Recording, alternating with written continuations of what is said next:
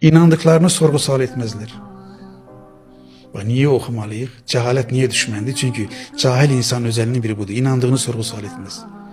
Ağasından, şeyxindən bir söz eşidib, düşüb onun dalınca, heç fikirləşmir, bu doğrudur mu, yanlış mıdır, Allah bir şeyə deyər mi, ya deməz mi? Baxın, asan olana yönələr, çətinlikdən qaçar.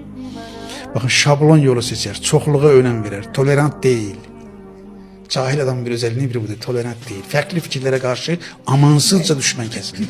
Bakın, maddeye önem verir, mənəviyyata değildir, təkəbbürlüdür, eşyanın köləsidir, həqiqəti parçalayır, təcavüzkardır, kiçik görməyi, ələ salmağı çox sevir.